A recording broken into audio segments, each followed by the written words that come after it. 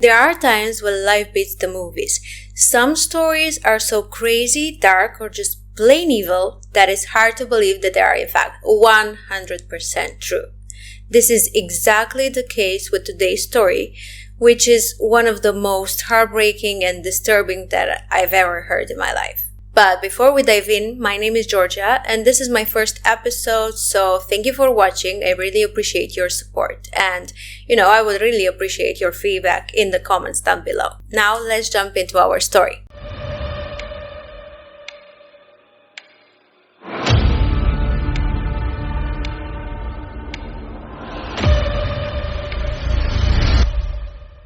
The year was 1986, and Tom Hawks, who is the father of two teenage boys, freshly divorced, is out at a cookout, and he meets this gorgeous woman, this very beautiful young woman, who is 29 years old, and her name is Jackie.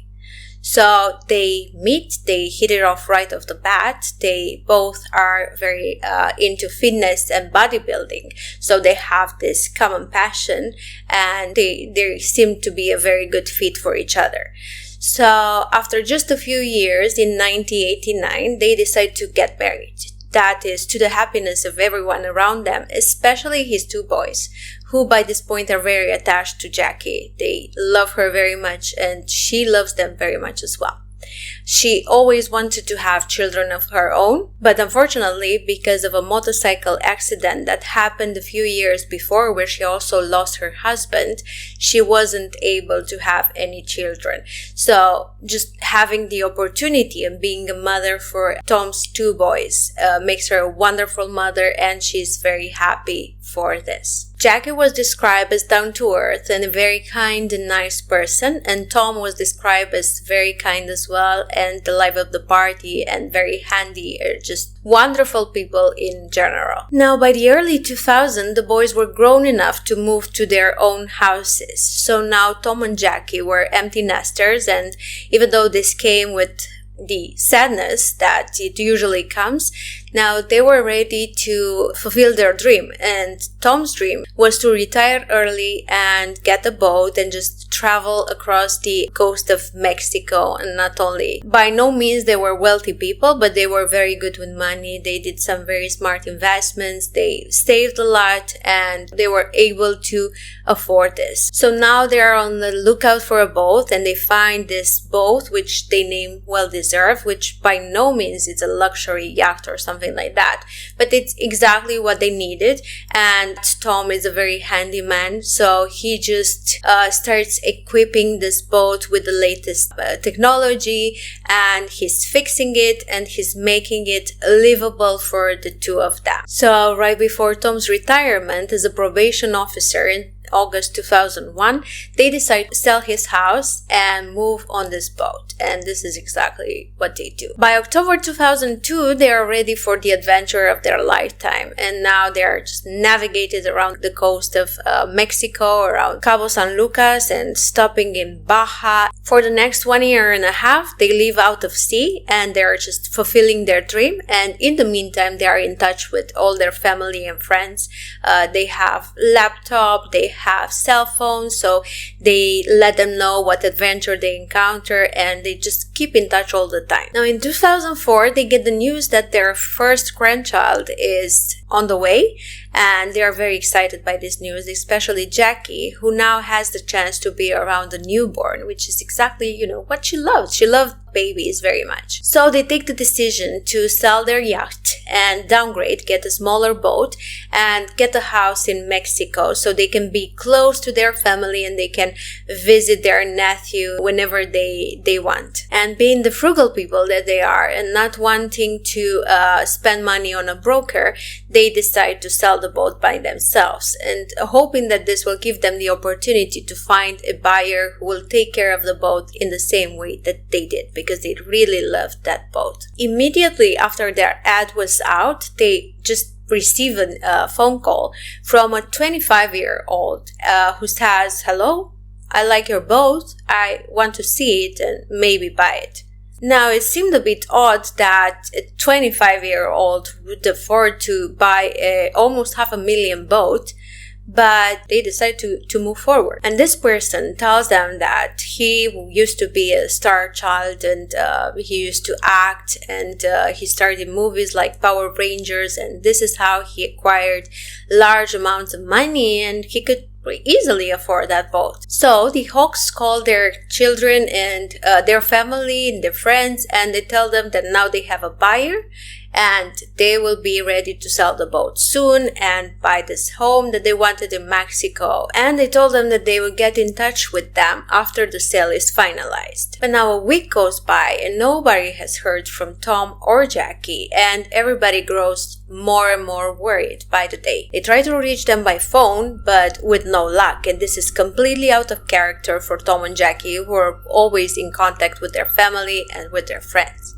So they're very worried by this point. So Jim, Tom's brother, who is actually a retired police chief, is jumping in the car, drives to the harbor where they kept the boat, in the hopes that he will find them there, or at least he will find a lead that will take them to Tom and Jackie. So he gets to Newport Harbor, and there he meets one of his friends, and they see that the well-deserved is actually moored there. And he looks into the boat, and it's not in the state that Tom and Jackie would keep it, because it seems a bit off. There are things that are not arranged. There are equipment which are just left outside, and some towels hanging in the porthole. So this is not something that Tom and Jackie would do. They will not keep their boat like this. So he figures that they might have sold the boat, and the person who bought it is keeping it in this state. So he leaves his card with his number, and he leaves a note on it saying, "To whomever bought this boat, please give me a call." And immediately he gets a phone call. Is this young lady who says, "Yes, we indeed bought the boat from Tom and Jackie, and now we are the owners, and actually we want to talk to Tom and Jackie as well, because there are some things that we don't know about the boat, and we don't know how to operate it, so we would like to discuss with them. So please, if you find them, just give me a call back." This woman is Jennifer, and she's the wife of Skylar, the 25 years old that wanted to buy the boat. So this entire conversation strikes Jim as a bit suspicious, so he decides to call Patricia. Patricia is the one that was handling Tom's and Jackie's finances while they were out at sea, paying invoices and, just handling their accounts and stuff like that. And he asked, "Did you receive any transaction? Do you see any transaction in their account?" Because they just received $500,000 in cash from these people who said that they bought the boat from them, and the money should appear in their account. And Patricia says, no, there's no activity in their account. And this is even weirder. So Jim straight away decides to go to the police. So the police immediately recognize the signs that something is wrong, and they decide to look into the people that bought the boat from Tom and Jackie, and that is Skylar and Jennifer DeLeon. And they do find things on them immediately. It appears that Skylar had issues with the law previously, and he was actually convicted for burglary. Now, one detective goes out to the boat, and he finds this receipt from Target, and on it was bleach and trash bags and cleaning supplies. So, this is a bit odd. They say that if you commit a crime, this is exactly the kit you would want to have at hand in order to clean the scene. So they go to the store and they ask for the image footage from there. And they expect to see Skylar, because their suspicion at this point is that Skylar was somehow involved. But they don't see him. They actually see an older man, and they have no idea who that is. So they track down this person and they go and ask him, "Look, we found this receipt, and this is you buying these things, and we found them on the boat. So what's with this?" And this man says, "Oh yeah, this is the shopping that I purchased for Skylar and Jennifer. Jennifer is my daughter, and I helped them clean the boat, and this is what I used these supplies for." So next, the police decide to talk to the DeLeons, and when they question them, they both seem very concerned about Tom and Jackie, and they say, we bought this boat and it's legit. We have the documents to prove this. And the police ask them to produce the documents. And Skylar does just that. He provides legal documents certified by a notary with fingerprints and with everything that prove that indeed they bought legally that boat. But aside from the documents stating that they bought the boat, they also provide a power of attorney, and that seems extremely weird, because why would Tom and Jackie give them this kind of power over all their finances and possessions? This just didn't make any sense. But Skylar just goes on and says, oh, yeah, right, because they wanted to buy a house in Mexico, and because of that, they needed to have an account in Mexico, and they needed to have money in Mexico. So this is what I wanted to help with, because I have all these connections, and I was going to help them to transfer their money in Mexico so they can make the purchase. But it's still a bit weird to the police. It doesn't make a lot of sense. Now, when Skylar is brought in for proper interrogation, he explains what his interaction with the Hawks was and how he found the ad in a boating magazine, and he just called and said, hello, I'm interested in your boat. Let's just meet up and see it. And they did exactly that. They went to a sea trial, which is actually like a driving test for boats. And they really liked the boat. So they shook hands and they met in a parking lot where the transaction took place. And this is where the notary was there and legalized all these activities. After they signed the documents, they handed over to Tom and Jackie a suitcase with $500,000, and they just went into their car and drove off. Now, the detective sense something is off here. The couple is living in her parents' garage, and it's like an improvised apartment in there.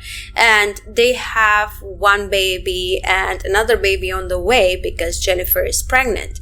And it seems a bit off that they would afford to pay this amount of money on a boat, because they said their plan is to move on that boat and live on it and to charter with it. So it would be their business. But it's a bit odd. Where do they have this amount of money? It's a lot of money, especially for 25 years old.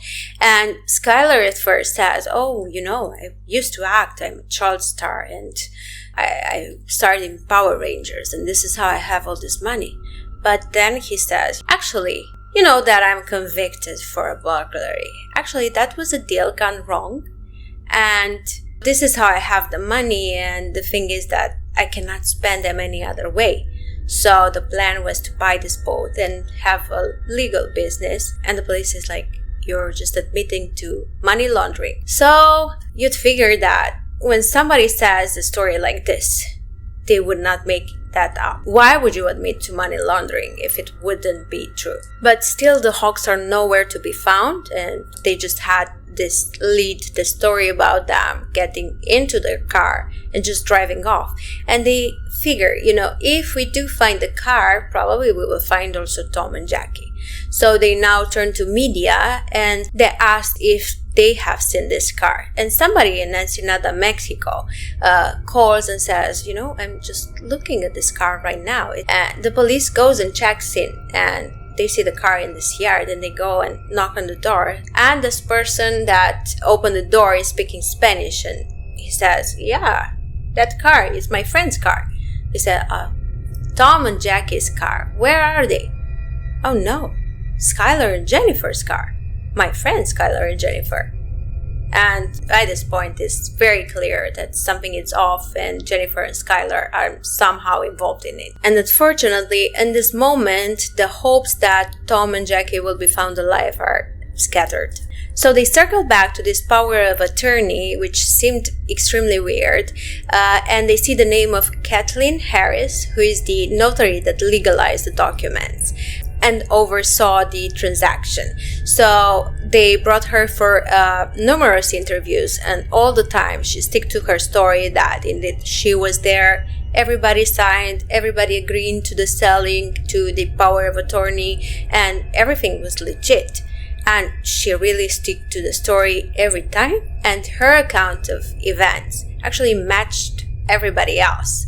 Exactly what she said, everybody else, Jennifer and Skylar, said it as well. And her story seemed right, except for one thing. When she was asked to describe the Hawks, she described Tom to a T, like exactly how he looked. But when she described Jackie, she said her hair was brown and curly. But actually, Jackie has just changed her hairstyle right before they go on the boat, and her hair was short, spiky, and blonde, which didn't match to how Kathleen was describing her. This is enough to bring even more suspicions, and Skylar is brought in for money laundering, and he's taken into custody. They get a search warrant for their house, and just as they go in, they see a lot of Tom and Jackie's possession in there, including their camera. This is what they use to document their adventures. They love to videotape everything that they were doing. And as they look at it, they see that they had videotaped a lot of their actions. But at some point it would stop, and the Thanksgiving of the De Leons was there on the tape. In this point of the investigation, police knew Skylar was involved, but they didn't know to which extent, and they figured that he didn't work alone. So they started looking into Jennifer. Could it be that she knew what was going on, or was she clueless? And as they look into it, they see a footage of the two in the bank where they were trying to use this power of attorney and to drain the accounts of the Hawks. And Jennifer didn't look like she was surprised or she was not knowing what she was there for. She was smiling, she was laughing, she was very happy with what they were doing. Fortunately, they were unsuccessful to take any money from their accounts because the bank manager said, I know the Hawks and I'm not giving you any money. The detectives offer Jennifer a plea deal and immunity instead of your husband. But Jennifer says, no, my husband has nothing to do with this and I don't have anything to do with this.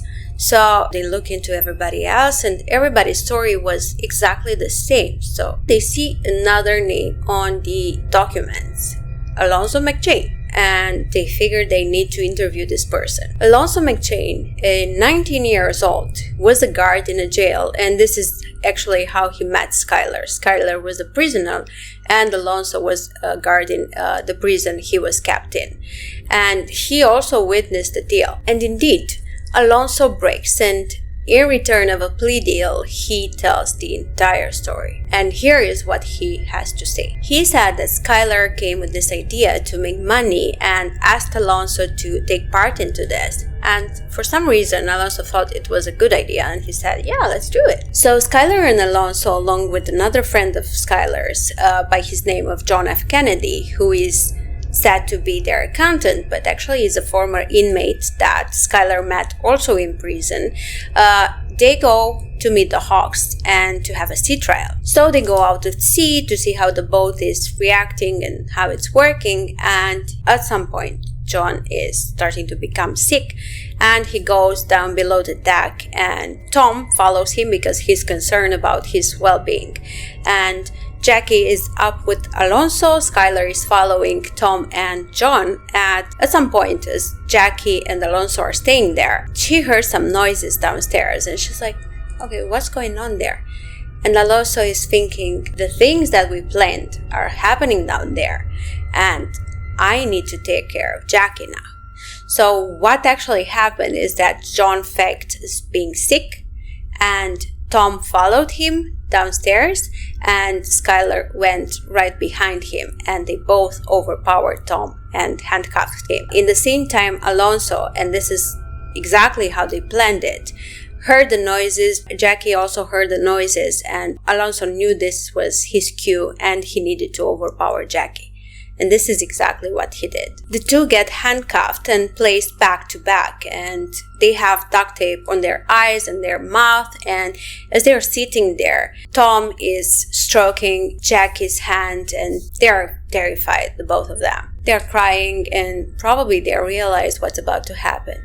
So Skylar takes them one by one and takes them to sign the papers and to take their fingerprints. And he promised to let them go if they do exactly how he said. So giving him the boat and signing the power of attorney. So basically giving everything they had to Skylar. So they do sign, and then they are brought on the deck where they get tied with these ropes, and the boat is steering to the deepest point next to Catalina Island. And they now hear this sound, which they heard millions of times. It's the sound of the chains of the anchor, and it's being dragged towards their direction, and they hear it being dragged across the floor of the boat. And soon enough, they realize that these chains are being tied to their restraints. So Jackie is crying, and she's pleading with Skylar, how could you do this to us? We met you, we met your wife, we met your baby. Why are you doing this to us? And she's begging for her life, saying that she wants to see her grandchild. And all this time, Tom is stroking her hand, and he's saying that whatever happens, we are together. And right as this anchor is being thrown overboard, it's tied to them at this point, and it just drags them deep under the sea. Their bodies were unfortunately never discovered. Alonso also proceeds to tell the police how after all this happened, and it's a heartbreaking scene, John and Skylar just started fishing as they were returning to the harbor. And they were very calm and collected, like what they just did is the most normal thing in the world. This is heartbreaking. During the trial, the jury gave the same verdict, guilty. Jennifer is sentenced to life behind bars. Alonso is given 20 years due to his cooperation with the police. John F. Kennedy is given the capital punishment, and so does Skylar. But right before his sentence is given, Skylar is hit with a third count. It seems that 1 year before, Skylar was responsible for taking another man's life, and that is John Jarvis. He convinced this man that he had such a great deal and he can multiply his money. All they have to do is to drive across the border, and Jarvis needs to bring $50,000. Unfortunately for Jarvis, this was a false pretext, and right as they crossed the border, Skylar left Jarvis without his breath on the side of the road and took his car and money. That's all for today's episode. Thank you very much for watching. I really appreciate your support, and if you would like to get in touch with me or let me know how I'm doing, please use the comment section below, like, or hit the subscribe button. See you next time.